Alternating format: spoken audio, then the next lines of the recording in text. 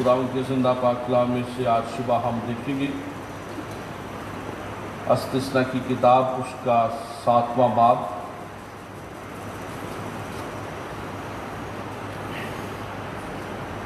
छठी आयत से 9वीं आयत तक पढ़ूंगा।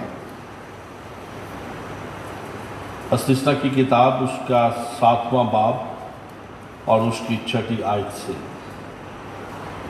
क्योंकि तू खुदावंद अपने खुदा के लिए एक मुकद्दस कौम है। खुदावंद तेरे खुदा ने तुझको रूए ज़मीन की और सब कौमों में से चुन लिया है ताकि उसकी खास उम्मत ठहरे। खुदावंद ने जो तुमसे मोहब्बत की और तुमको चुन लिया तो इसका सबब ये ना था कि तुम शुमार में और कौमों से ज़्यादा थे, क्योंकि तुम सब कौमों से शुमार में कम थे, बल्कि चूँकि खुदावंद को तुमसे मोहब्बत है और वो उस कसम को जो उसने तुम्हारे बाप दादा से खाई पूरा करना चाहता था, इसलिए खुदावंद तुमको अपने ज़ोर आवर हाथ से निकाल लाया और गुलामी के घर यानी मिस्र के बादशाह फिरौन के हाथ से तुमको महलसी बख्शी।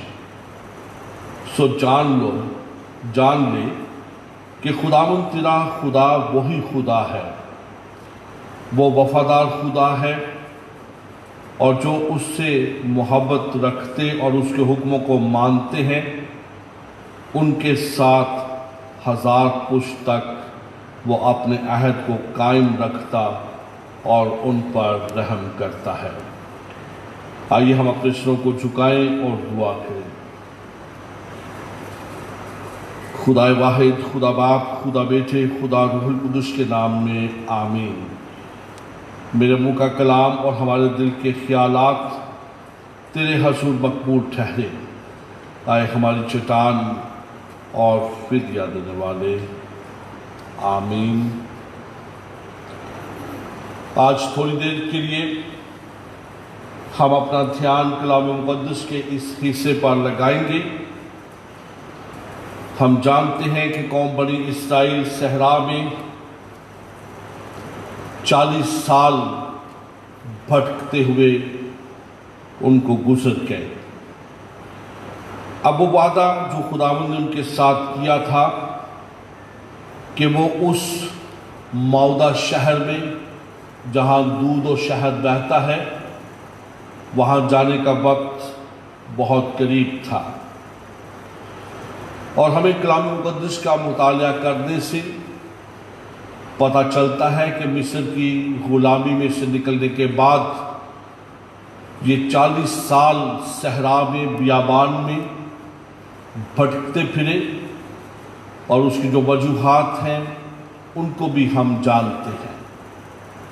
लेकिन अब एक नई नस्ल मूसा के साथ है और मूसा की क़यादत में खुदा फिर उनके साथ हम कलाम होता है ताकि जो नई नस्ल है वो उस मौदा शहर में खुदा के कवानीन और अहकामात को लेकर दाखिल हो। इस्तिस्ना की किताब, खरोज की किताब ये हमें आगाह करती है कि वो लोग जो सरकश थे, जो बागी थे, वो मिस्र की गुलामी में से तो निकले मगर 40 साल इस बियाबानी सफ़र में, सहरा के सफ़र में वो सब के सब हलाक हुए। इससे पहले कि वो उस नए मुल्क में उन्हें जाने की इजाज़त देता, खुदा ने मूसा के वसीले से मुख्तलिफ मकामात पर चंद खुतबात उनके साथ किए और उनको एक कलाम दिया, गुफ्तगू उनके साथ की ताकि इसराइली जो नस्ल है वो उस शहर में दाखिल हो। अगर हम इस्तिस्ना की किताब उसका 5वां बाब पढ़ें तो हमें पता चलता है پھر موسیٰ نے سب اسرائیلیوں کو بلوا کر ان کو کہا، اے اسرائیلیوں، تم ان آئین اور احکام کو سن لو جن کو میں آج تم کو سناتا ہوں، تاکہ تم ان کو سیکھ کر ان پر عمل کرو۔ خداوند ہمارے خدا نے حورب میں ہم سے ایک عہد باندھا۔ خداوند نے یہ عہد ہمارے باپ دادا سے نہیں بلکہ خود ہم سب سے جو یہاں آج کے دن جیتے ہیں باندھا۔ خداوند نے تم سے اس پہاڑ پر روبرو آگ کے بیچ میں سے باتیں کی۔ اس وقت میں تمہارے اور خداوند کے درمیان کھڑا ہوا تاکہ خداوند کا کلام تم پر ظاہر کرو، کیونکہ تم آگ کے سبب سے ڈرے ہوئے تھے اور پہاڑ پر نہ چڑھے۔ تب اس نے کہا، خداوند تیرا خدا جو تجھ کو ملک مصر یعنی غلامی کے گھر سے نکال لایا میں ہوں۔ ایک بار پھر خدا اپنے بندے کے وسیلے سے اس ہسٹوریکل سارے بیک گراؤنڈ کو ان کے ساتھ بانٹتا ہے کہ کس طرح سے مصر جو غلامی کا گھر تھا خدا اس میں سے نکال لایا، اور خدا نے اپنے کلام اپنے آئین انہیں دیے تاکہ وہ اس کے مطابق آگے بڑھ سکے۔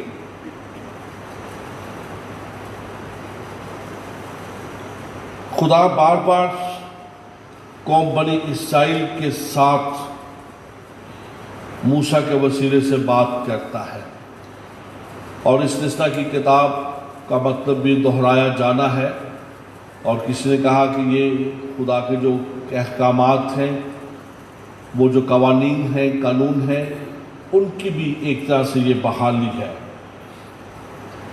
وہ اپنی زندگی میں ایک اہم لڑائی لڑنے والے تھے تاکہ وہ اس موعودہ شہر میں جا سکے۔ اب اس لڑائی کو لڑنے کے لیے اور اس کو فتح کرنے کے لیے جو خدا کا کلام ہے، جو آئین اور احکامات ہیں، وہ بہت ضروری تھے، اور اسی لیے موسیٰ ان کو یہ بات سکھاتا ہے کہ یہ وعدہ تمہارے باپ دادا کے ساتھ نہیں بلکہ اب یہ عہد خدا نے تمہارے ساتھ باندھا ہے، اور اس کے ساتھ جو خدا کے احکامات ہیں، جو آئین ہے، وہ خدا نے تمہیں دیے ہیں تاکہ تم ان پر عمل کر سکو، اور ان آئین کے ساتھ، ان احکامات کے ساتھ، ان قوانین کے ساتھ تم اس نئے شہر میں داخل ہو سکو۔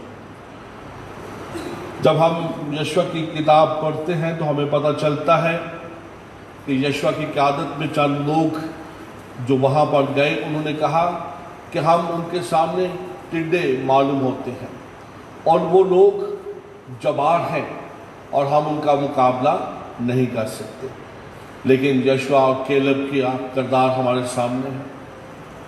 خدا پر بھروسہ کیا، خدا کے کلام پر بھروسہ کیا، خدا کے قوانین پر بھروسہ کیا، اور انہوں نے کہا کہ ہم ضرور اس ملک میں جائیں گے۔ تو یہ قوانین جو ہے یہ ہمیں یہ بھی سکھاتے ہیں کہ جو خدا ہمیں اپنا کلام دیتا ہے ہم اس پر پورا بھروسہ رکھیں۔ کبھی کبھی ہم خدا کی طرف نہیں دیکھتے، خدا کے کلام پر بھروسہ نہیں کرتے، بلکہ اپنے دشمن کی طرف نگاہ کرتے ہیں، اور جب اپنے دشمن کو اس کی قد و قامت میں بڑا دیکھتے ہیں، وسائل میں بڑا دیکھتے ہیں، تو ہم ڈر جاتے ہیں۔ ہم کہتے ہیں اس کی فوج بہت بڑی ہے، یہ بہت قد آور ہے، ان کی ٹریننگ بہت اچھی ہے، اور ہم ان کا مقابلہ نہیں کر سکتے۔ ایسے ہی جاتی جولیت جب ہر روز باہر نکلتا تھا اور اسرائیل کی فوج کو جب وہ للکارتا تھا تو سب بھاگ جاتے تھے کہ یہ اتنا قد آور شخص ہے، کون اس کا مقابلہ کر سکتا ہے۔ لیکن داؤد اس میدان جنگ میں اترا، اور اس کے پاس کیا تھی؟ ایک فلاخن تھی، چند پتھر اس کے تھیلے میں تھے، اور انہی کے ساتھ وہ اس میدان جنگ میں اترا، اور وہ خود کہنے لگا کہ کیا تو مجھے कुत्ता समझता है। लेकिन हम देखते हैं बाइबल मुकद्दस हमें सिखाती है, तारीख हमें सिखाती है कि खुदा ने कौम बनी इसराइल को दाऊद के वसीले से फतह बख्शी। तो खुदा के जो कवानीन है उन पर हमें भरोसा रखने की ज़रूरत है, खुदा के कलाम पर हमें भरोसा रखने की ज़रूरत है, ताकि जो लड़ाई कौम बनी इसराइल लड़ने को थे वो उस पर फतह पा सके। बेके ईमानदार, हम भी इस दुनिया में एक जंग की हालत में हैं। हर रोज हमें लड़ना पड़ता है अपनी ख्वाहिशात के साथ, अपने वसाइल के साथ, और बहुत सारी चीज़ें हैं जो हमें आ दबाती हैं, जो हमें हमारे ईमान से, हमारी मंजिल से, हमारे रास्ते से हमें हटाने की पूरी कोशिश करते हैं। और बहुत दफ़ा जब हम इन बातों को सामने रखते हैं तो हम शायद खुदा के कलाम पर इन्हिसार नहीं करते, हम खुदा पर भरोसा नहीं करते। हम सिचुएशन को देखते हैं, हम हालात को देखते हैं कि हालात साजगार नहीं है, इसलिए अब हमें ये करने की ज़रूरत है। हमारे दोस्त हमारे साथ नहीं है, इसलिए अब हमें इस तरह से काम करने की ज़रूरत है। हमारे पास रिसोर्सेस नहीं है, वसाइल कम है, ताकत नहीं है, इसलिए हमें शायद कॉम्प्रोमाइज़ करने की ज़रूरत है। लेकिन खुदा का कलाम हमें सिखाता है कि हमें हर हाल में खुदा पर भरोसा रखने की ज़रूरत है, खुदा के कलाम पर एतमाद करने की ज़रूरत है, खुदा के कलाम के मुताबिक ज़िंदगी बसर करने की ज़रूरत है। और जब हम उसके कलाम के मुताबिक ज़िंदगी बसर करते हैं तो फिर शिकस्त नहीं हो सकती, फिर हमें फतहबंदी बख्शी जाती है। हम गीत गाते हैं, यीशु नाम में कुदरत पाई जाती है, यीशु नाम में हम फतह पाते हैं। जब हम ये गीत गाते हैं कि यीशु नाम में फतह पाते हैं तो फिर उसके कलाम पर हमें भरोसा रखने की ज़रूरत है।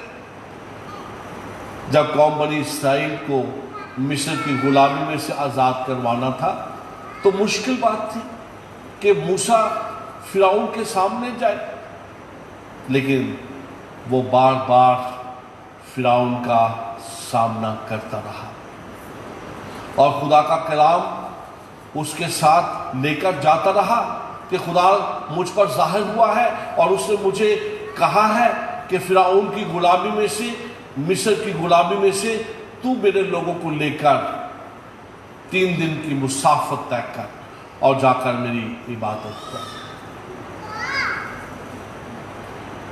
कभी कभी शायद मूसा को लगता होगा कि ये बड़ी मुश्किल बात है, कैसे फिरौन जाने देगा, लेकिन खुदा उनके फजल करम से, उसकी कुव्वत से ऐसा हुआ। क्यों? कि ना सिर्फ वो अहकामात देता है बल्कि अपने लोगों के साथ आ खड़ा होता है। खरूज की किताब के 30 बाब में खुदा ने कहा कि मैं उतरा हूं ताकि अपने लोगों को मिस्रियों की गुलामी में से आज़ाद करूं। इसका मतलब है कि जब हम उसके अहकामात के मुताबिक चलते हैं, उसकी रज़ा को पूरा करना चाहते हैं, उसकी मर्जी को पूरा करना चाहते हैं, तो फिर खुदा हमारे दरमियान आता है, हमारे साथ खड़ा होता है ताकि हम अपने हर एक दुश्मन का मुकाबला कर सके और खुदावंद हमें फतह हमारे साथ होता है। फिर हम क्यों घबरा जाते हैं? आज कलीसिया पाकिस्तान का भी हाल ऐसा ही है। हम घबराए हुए, डरे हुए लोग हैं। हम सोचते हैं कि हमारी कुव्वत कहाँ से आएगी, हमारी कुम्मत कहाँ से आएगी, हम बहुत कम लोग हैं, कैसे हम पाकिस्तान में सरवाइव कर सकते हैं। कई दफ़ा जॉब्स नहीं मिलती और बहुत सारी मुश्किलात, प्रमोशन कई दफ़ा नहीं होती। हम घबरा जाते हैं। हम क्या करें? हमें घबराने की जरूरत नहीं है। हर एक मसीही को ये बात जानने की जरूरत है کہ ہم ہر وقت حالت جنگ میں ہیں. ہمارا زور ہماری تلوار نہیں ہے، ہمارا زور ہماری قوت ریسورسز نہیں ہے، تعلقات نہیں ہے. ہمارا زور ہمارا خداوند ہے، ہمارا زور خدا کا کلام ہے، ہمارا زور خداوند خود ہمارا زور ہے. اور جب وہ ہمارے ساتھ ہے تو پھر ہمیں گھبرانے کی ضرورت نہیں. حالات چاہے کتنے ہی بدلنا چاہے، چاہے کتنی ہی مشکل کیوں نہ آ جائے، خدا ہمیشہ ہمارے ساتھ رہتا ہے. یشوع کی کتاب کا جب پہلا باب ہم پڑھتے ہیں تو ہو سکتا ہے کہ یشوع پریشان ہو. خدا نے یشوع سے کہا کہ میرا بندہ موسیٰ مر گیا ہے. یہ ایک حقیقت ہے کہ موسیٰ جس کی قیادت میں قوم بنی اسرائیل مصر کی غلامی میں سے نکلے، اس صحرا میں رہے اور 40 سال خدا نے اس بیابانی سفر میں انہیں من اور بٹیر کھانے کو دیے، ان کی حفاظت کی، سب کچھ کیا. اب وہ اس دنیا میں نہیں رہا اور اسے کہا کہ اٹھ سو تو مضبوط ہو جائے. جیسے میں موسیٰ کے ساتھ تھا ویسے ہی میں تیرے ساتھ. تو خدا ہمیں سکھاتا ہے کہ جیسے خدا ہمارے باپ دادا کے ساتھ تھا ویسے ہی خدا میرے اور آپ کے ساتھ ہے. فقط مضبوط ہونے کی ضرورت ہے. خدا میں مضبوط ہونے کی ضرورت ہے. ہم اپنے معاشرے کی طرف نگاہ کرتے ہیں کہ یہاں بغیر سفارش کے ہمیں جاب نہیں مل سکتی، رشوت کے بغیر ہم آگے نہیں بڑھ سکتے. ہم ان تمام باتوں کے لیے تگ و دو کرتے ہیں، بڑی محنت کرتے ہیں، روپیہ پیسہ اکٹھا کرتے ہیں، راتوں رات ہم سوچتے رہتے ہیں کس کو اپروچ کریں، کس کی سفارش ڈلوائیں. اتنا وقت اگر آپ دعا میں گزاریں پھر آپ دیکھیں خدا آپ کو فتح مندی دیتا ہے یا نہیں دیتا. ہم پلاننگ کرتے رہتے ہیں، ہم سوچتے رہتے ہیں کہ کیسے اس جاب کو ہم حاصل کریں، کیسے ہم سروائیو کریں، لیکن دعا ہم نہیں کرتے. ہم پھر اپنے وسائل پر بھروسہ کرتے، خدا پر بھروسہ نہیں کرتے. خدا جس نے مجھے اور آپ کو وطن عزیز پہ رکھا ہے، خدا مجھے اور آپ کو پیار کرتا ہے. کوئی ایسی نعمت، کوئی ایسی چیز جو دوسروں کے پاس ہے، ایسا نہیں ہو سکتا کہ خداوند ہمیں نہ دے. خداوند ہر ایک چیز، ہر ایک نعمت ہمیں دینے کی قوت اور قدرت رکھتا ہے. اس پر ہمیں بھروسہ رکھنے کی ضرورت ہے. پھر کبھی کبھی ہم سوچتے ہیں کہ ہمارے راستے میں تو بہت ساری بلائیں ہیں، بہت ساری مصیبتیں ہیں، بہت ساری پریشانیاں ہیں، بہت ساری بیماریاں ہیں، کیسے ہم ان کا مقابلہ کر سکتے ہیں؟ ہاسپٹل جانے کے لیے ہمارے پاس روپیہ پیسہ نہیں ہے، ڈاکٹرز ہماری سنتے نہیں ہیں، اور بہت ساری مشکلات ہیں جن میں ہم گھرے ہوئے ہیں.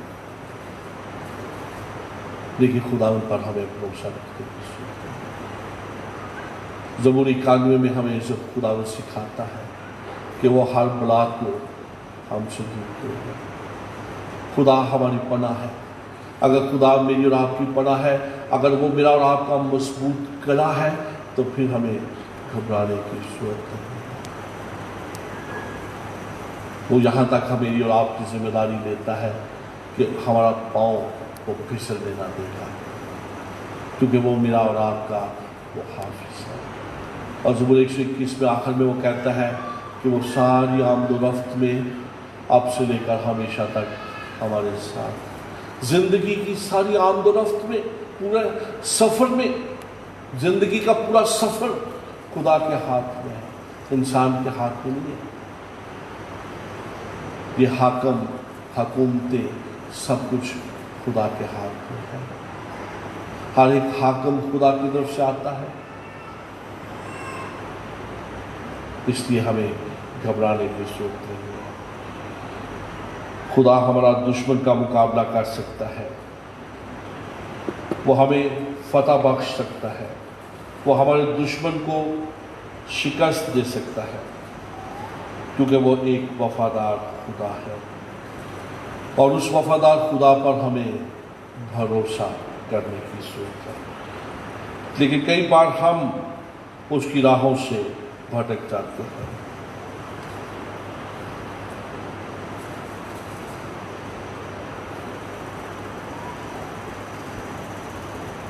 آج تھوڑی دیر کے لیے شاید ہم اپنے حالات پر جب نظر دوڑائیں تو بہت ساری مشکلات ہمارے سامنے ہیں۔ ہم سوچتے ہوں کہ شاید یہ ساری باتیں کہنا بڑی آسان بات ہے، خدا کا کلام بانٹنا آسان بات ہے، ہاں پڑھنا بھی آسان ہے، بانٹنا بھی آسان ہے، لیکن اس پر عمل کرنا بہت ضروری ہے، اور جب تک ہم عمل نہیں کریں گے اس وقت تک بات نہیں بنے گی۔ خدا نے قوم بنی اسرائیل سے کہا کہ یہ وہ فرمان اور آئین اور احکام ہیں جن کو خدا نے تم کو سکھانے کا حکم دیا ہے، تاکہ تم ان پر اس ملک میں عمل کرو جس پر قبضہ کرنے کے لیے پار جانے کو۔ چھٹا باب اور اس کی پہلی آیت۔ جب ہم وطن عزیز میں رہتے ہیں تو ہمیں خدا کے احکامات پر، اس کے کلام پر نہ صرف بھروسہ کرنے کی ضرورت ہے بلکہ عمل کرنے کی ضرورت ہے، اور اب عمل کرنا مشکل ہے۔ اب ہم سوچتے ہیں کہ جب تک ہم بدعنوانی نہیں کریں گے ہم سروائیو نہیں کر سکتے، کیونکہ شاید پورے کا پورا معاشرہ ایسا ہے۔ ہم اپنی نظر سے معاشرے کو دیکھنے کی کوشش کر رہے ہیں، ایسی بات نہیں ہے۔ سارے کا سارا معاشرہ کرپٹ نہیں ہے، یہی سوچ پورے معاشرے کو لے کر ڈوب رہی ہے۔ اچھے لوگ موجود ہیں، اچھے لوگ آپ کا ہاتھ تھامنے کے لیے تیار ہیں، صرف میں اور آپ وہاں تک پہنچتے نہیں، اس لیے کہ میں اور آپ خدا کے احکامات پر عمل نہیں کرتے، اس لیے کہ میں اور آپ دعا نہیں کرتے، اس لیے خدا ان لوگوں کا ہاتھ ہم تک نہیں پہنچاتا۔ ہم اپنا دھیان لگائے رکھتے ہیں کہ کیسے رشوت دیں، کس کو ڈھونڈیں، کہاں سے ڈھونڈیں۔ کبھی آپ ایکسپیرینس کریں کہ مشکل سے مشکل کام بھی ہو، آپ دعا کر کے جائیں، روزہ رکھ کر جائیں، جس آفیسر کے پاس جانا اس کے لیے دعا کر کے جائیں، برکت کی دعا کر کے جائیں، آپ دیکھیں آپ کو ایک نیا تجربہ حاصل ہوگا۔ لیکن جب پہلے ہی آپ سوچ کے جائیں گے کہ فلاں جو آفیسر ہے وہ بڑا عجیب قسم کا شخص ہے، وہ میرا کام نہیں کرے گا، وہ رشوت خور ہے، وہ ایسا شخص ہے، تو پھر شاید ہماری کوئی مدد نہ ہو سکے۔ خدا پر بھروسہ کر کے جائیں، اس شخص کے لیے دعا کر کے جائیں، روزہ رکھیں، خدا آپ کی قوت اور آپ کی کمک بن کے جائے گا۔ خدا کی جو وفاداری کا جو جذبہ ہے وہ ہمیں نظر آتا ہے کہ خدا کے اندر ایک جذبہ ہے کہ وہ قوم بنی اسرائیل کے ساتھ مخلص ہے، اس سے محبت کرتا ہے۔ 7ویں آیت میں لکھا ہے، خداوند نے جو تم سے محبت کی اور تم کو چن لیا، اس کا سبب یہ نہ تھا کہ تم شمار میں اور قوموں سے زیادہ تھے، کیونکہ تم سب قوموں سے شمار میں کم تھے۔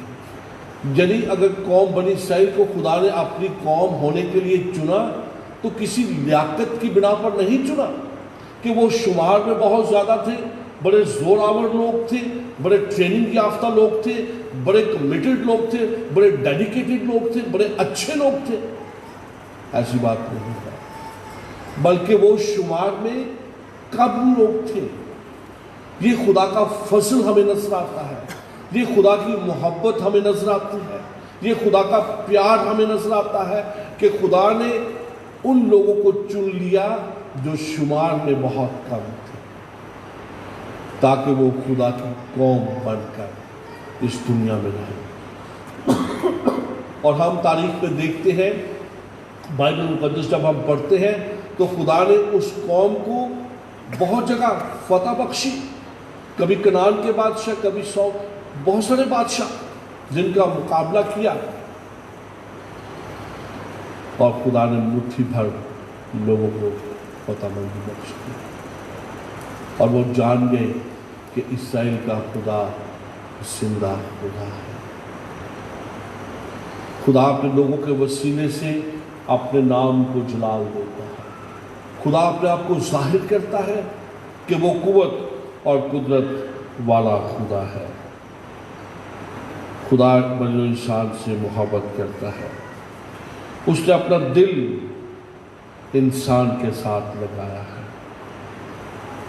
پھر 8ویں آیت میں لکھا ہے، بلکہ چونکہ خداوند کو تم سے محبت ہے اور وہ اس قسم کو جو اس نے تمہارے باپ دادا سے کھائی پورا کرنا چاہتا ہے، اس لیے خداوند تم کو اپنے زوراور ہاتھ سے نکال لایا اور غلامی کے گھر یعنی مصر کے بادشاہ فرعون کے ہاتھ سے محل سے بخشی۔ خدا اپنے زور بازو سے قوم بنی اسرائیل کو ملک مصر میں سے نکال لایا، تاکہ اس وعدے کو جو خدا نے ان کے باپ دادا کے ساتھ کیا تھا، اس وعدے کو پورا کر سکے۔ خدا اپنے وعدوں کو یاد رکھتا ہے، اور خدا کی جو محبت ہے وہ لازوال محبت ہے، دائمی محبت ہے، اس کی محبت میں فرق نہیں آتا۔ جب سے اس نے قوم بنی اسرائیل کو چنا ہے، کیا اب تک خدا نے ان کا ہاتھ چھوڑ دیا ہے؟ نشیب و فراز آئے، جب وہ خدا سے دور گئے، غیر معبودوں کی انہوں نے پرستش کی، کبھی بال کے پجاری بنے، کبھی کسی کے، ٹھیک ہے، خدا نے وقتی طور پہ انہیں ضرور غیر قوموں کے حوالے کیا، لیکن پھر ان کی التجاؤں کو سنا، پھر انہیں بحال کیا، برکت دی۔ یرمیہ 30 باب اور اس کی 31 آیت میں لکھا ہے، خداوند قدیم سے مجھ پر ظاہر ہوا اور کہا کہ میں نے تجھ سے ابدی محبت رکھی، اس لیے میں نے اپنی شفقت تجھ پر بڑھائی۔ ابدی محبت رکھی، خدا ابدی طور پر پیار کرتا ہے، چند دنوں کے لیے پیار نہیں کرتا۔ ہم انسان ہوتے ہوئے ایک دوسرے سے محبت کے دعویٰ کرتے ہیں، اور شاید چند دنوں کے لیے ہماری محبت ہے، جب تک کوئی ہمارے ساتھ اچھا ہے ہم شاید اس کے ساتھ اچھے ہیں، یا جب تک ہماری ضروریات ایک دوسرے کے ساتھ ہیں اس وقت تک ہم محبت رکھتے ہیں، اور جب ہمارا وقت گزر جاتا ہے، ہمارا مطلب نکل جاتا ہے، تو ہم شاید ایک دوسرے کو بھول جاتے ہیں۔ مگر یرمیہ اپنی کتاب میں اس بات کو بیان کرتا ہے کہ خدا کی جو محبت ہے وہ ابدی ہے۔ پھر جو اس کی محبت ہے وہ نہ صرف لازوال ہے، ابدی ہے، بلکہ وہ بہت قیمتی محبت ہے۔ پالوس رسول رومیو کو خط لکھتے وقت 5ویں باب کے 8ویں آیت میں لکھتے ہیں، لیکن خدا اپنی محبت کی خوبی ہم پر یوں ظاہر کرتا ہے کہ جب ہم گناہگار ہی تھے تو مسیح ہماری خاطر ہوا۔ یہ خدا کی محبت ہے کہ جب قوم بنی اسرائیل گناہ بھی کرتے تھے تب بھی خدا ان کے ساتھ تھا، تب بھی انہیں اس غلامی میں سے، دوسروں کی غلامی میں سے آزاد کرواتا تھا، اور اپنے وعدوں کو ان کی زندگی میں پورا کرتا تھا۔ اور ہمارے لیے پالوس رسول لکھتا ہے کہ جب ہم گناہگار ہی تھے تو خدا نے اپنا بیٹا بخشا، اور وہ ہماری خاطر موا۔ اس کی محبت قیمتی محبت ہے۔ کوئی اپنی جان دوسروں کے لیے نہیں دیتا، بلکہ اس نے اپنی جان بہتےروں کے لیے اونڈیل دی۔ پھر اس کی محبت میں وسعت ہمیں نظر آتی ہے، وسیع تر محبت۔ جہاں اس نے قوم بنی اسرائیل کو چنا، نئے عہد نامہ میں اب یہ پتہ چلتا ہے کہ اب اس کی جو محبت کا دائرہ کار ہے وہ دنیا ہے۔ تمام قومیں، تمام مذاہب، تمام لوگ، سب کو وہ پیار کرتا ہے۔ यूहन्ना की अंजील उसका 3 बाब और उसकी 16वीं आयत में लिखा है, खुदा ने दुनिया से ऐसी मोहब्बत रखी कि उसने अपना इकलौता बेटा बख्श दिया ताकि जो कोई उस पर ईमान लाए वो हलाक ना हो बल्कि हमेशा की जिंदगी पाए। उसकी मोहब्बत लाजवाल है, उसकी मोहब्बत कीमती है और उसकी मोहब्बत में वुसअत है।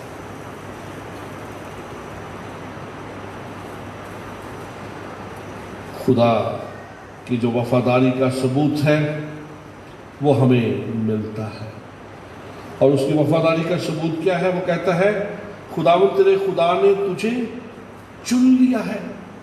अगर आप मेरे साथ देखें 6ठी आयत, क्योंकि तू खुदावंद अपने खुदा के लिए एक मुकद्दस कौम है, खुदावंद तेरे खुदा ने तुझको रूए ज़मीन की और सब कौमों में से चुन लिया है ताकि उसकी खास उम्मत ठहरे।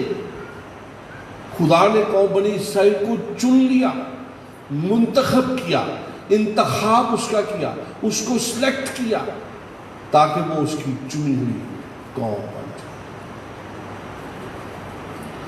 और नए अहदनामा में हमें पता चलता है कि खुदा ने मुझे और आपको चुन लिया है।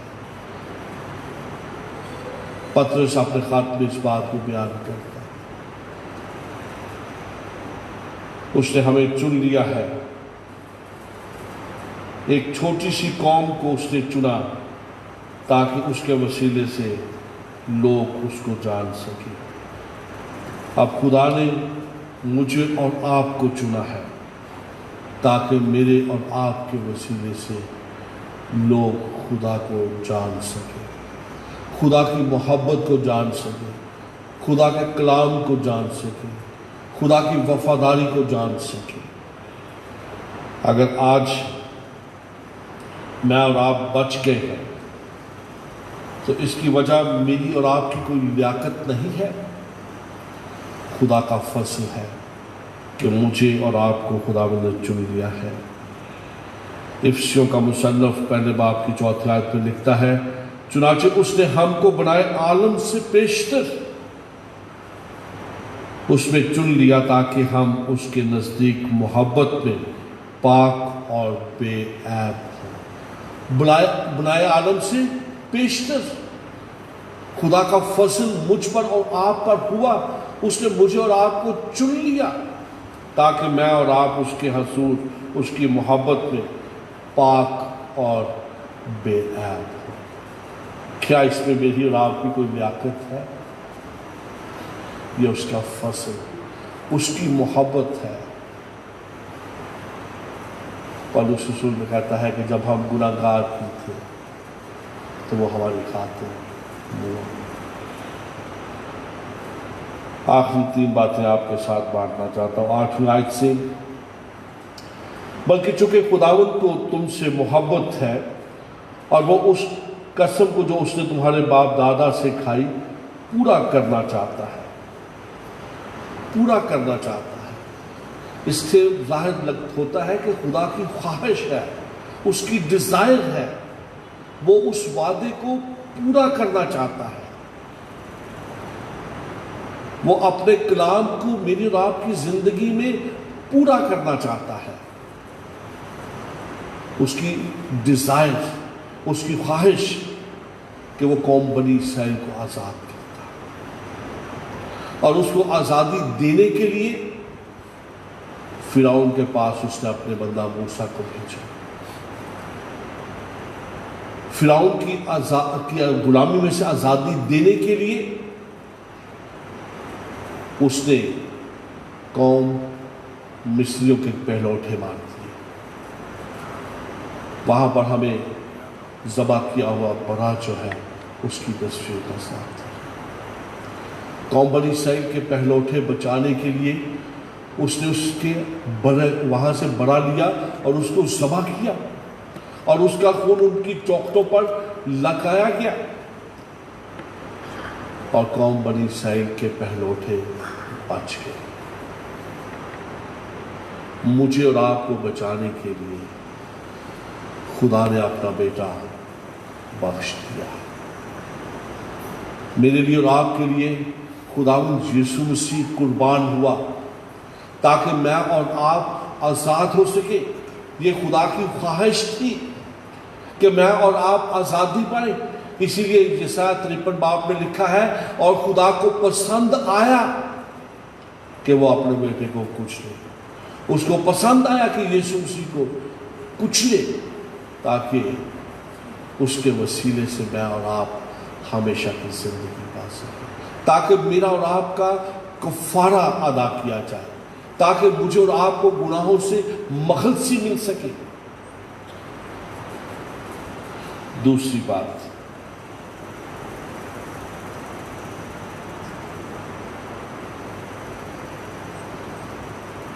उसने हमें आज़ाद किया और हमारी कीमत अदा की है।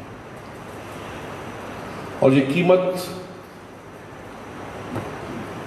भेड़ों या बकरों या बैलों का खून नहीं है, ये खून खुदावंद यीशु मसीह का खून है, जिसके लिए यूहन्ना कहता है कि देखो ये खुदा का बड़ा है जो जहान का गुनाह उठाने जाता है। अगर आप मेरे साथ देखें मुकाशवा की किताब, उसका 5वां बाब,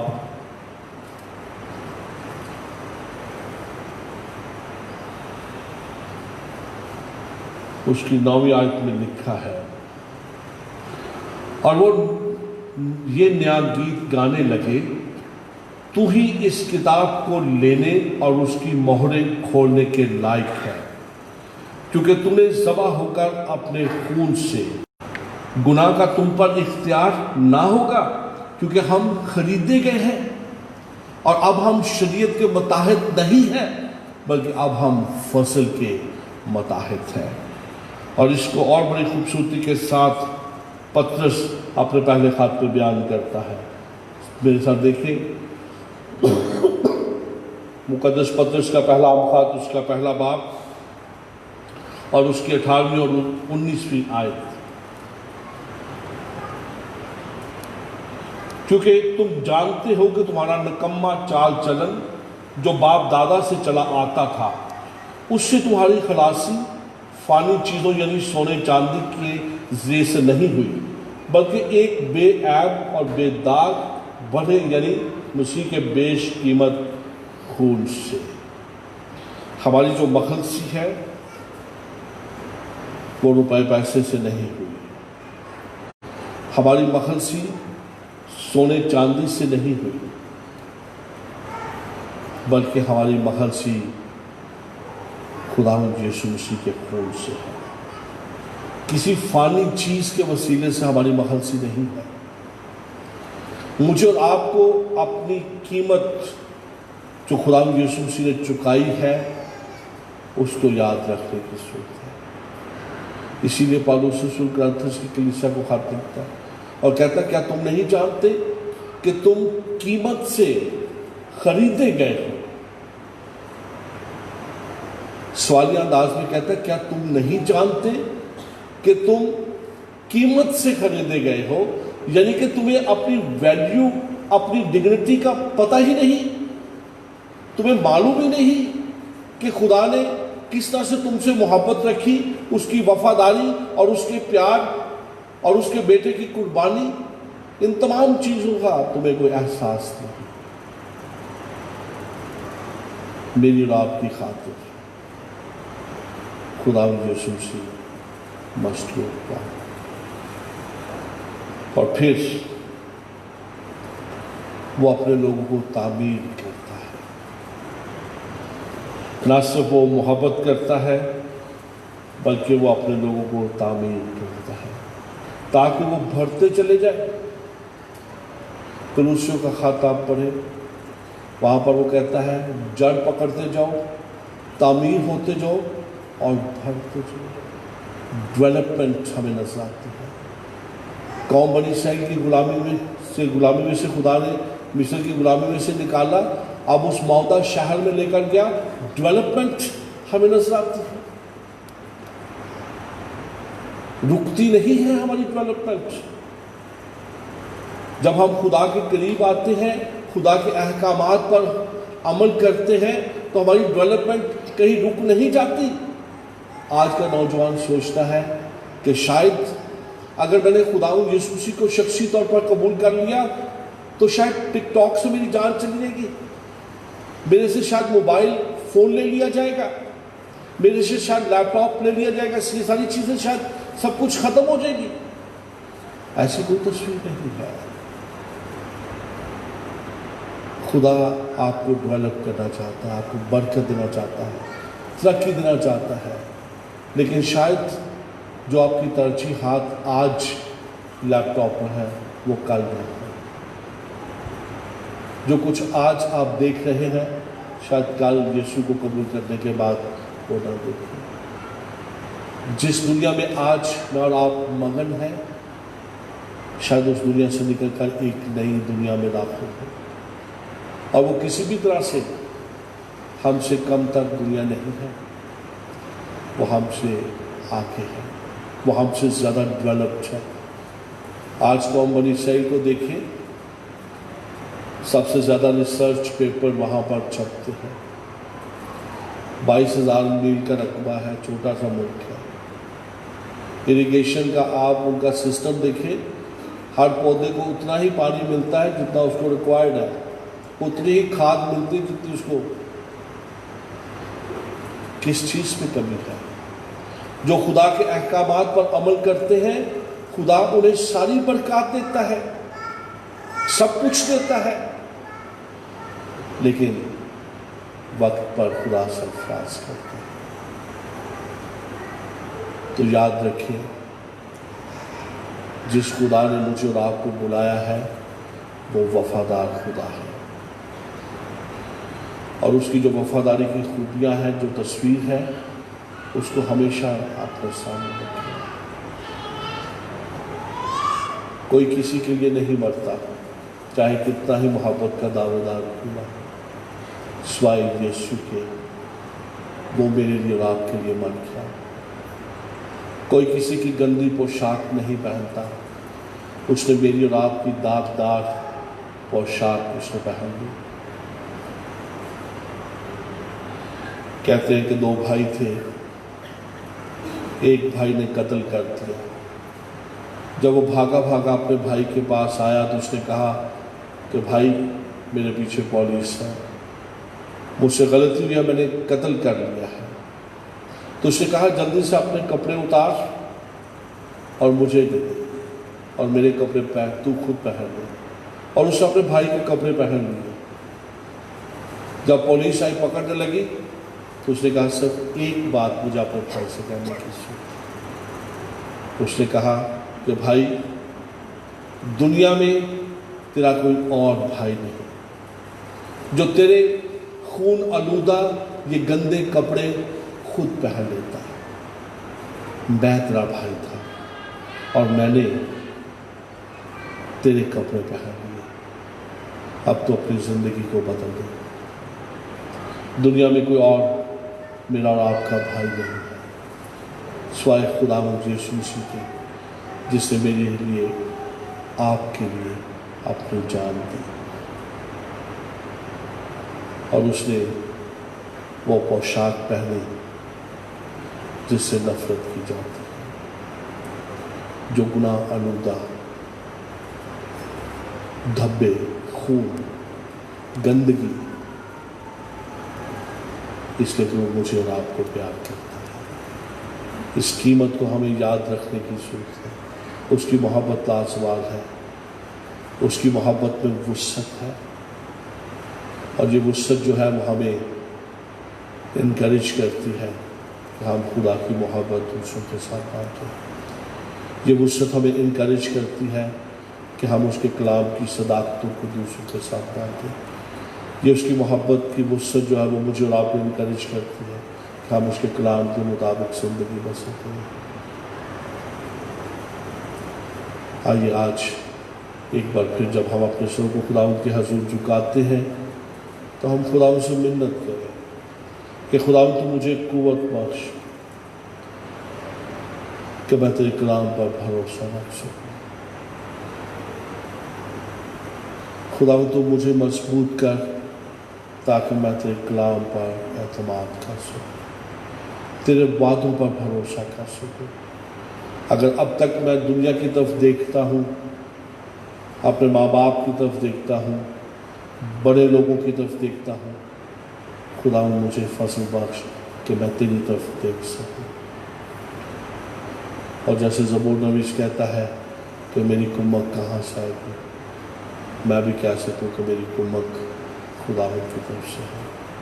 जैसे एक गुलाम अपने आका के हाथों की तरफ देखता है, एक लौंडी अपनी बीबी के हाथों की तरफ देखती है, आज खुदा से कहें कि खुदा मैं तेरी तरफ देखता हूँ। और जब आप उसकी तरफ देखेंगे तो वो अपने चेहरे का नूर तुम पर जलवागर फरमाएगा, आपको बरकत देगा, आपको उठा खड़ा करेगा, आपको कुव्वत देगा ताकि आप अपने हालात पर काबू पा सकें, आप फतहमंद ज़िंदगी बसर कर सकें। आपकी ज़िंदगी में इत्मीनान होगा, तसल्ली होगी, मोहब्बत, प्यार, सब जो कुछ मैं और आप अपने अपने ख़ानदानों में, अपनी सोसाइटी में, कलीसिया में देखना चाहते हैं, सब कुछ मिलेगा, नजर आएगा, सिर्फ खुदा पर भरोसा करने की जरूरत। आइए हम अपने सर को झुकाएं और दुआ करें। आसमानी बाप, हम तेरे शुक्रगुज़ार हैं, तू हमारा खुदावंद है, तू हमें प्यार करता है। कौम बनी इसराइल की ज़िंदगी हमारे लिए एक बहुत खूबसूरत नमूना है। तेरे वादों को हम उनकी ज़िंदगी में पूरा होता हुआ खुदा कलाम मुक़द्दस में से पढ़ते हैं। तारीख़ तेरे वादों को खुदावंद हमारे साथ दोहराती है। खुदा तो हम पर रहम कर खुदा।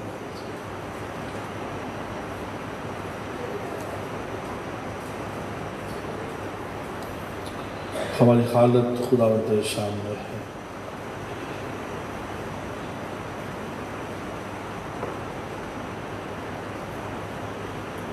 अपने लोगों को उठा खड़ा कर खुदा।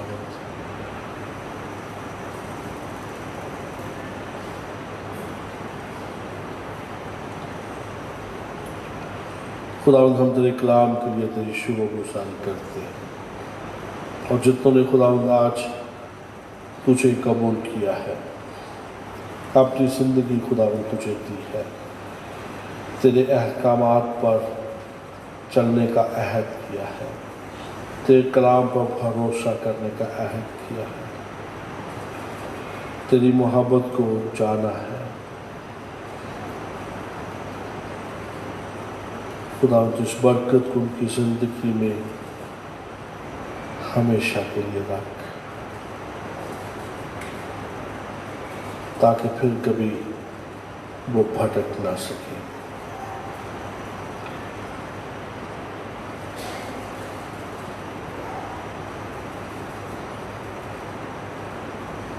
एक एक ज़िंदगी को बरकत दे, यीशु के नाम में मांगते हैं, आमीन।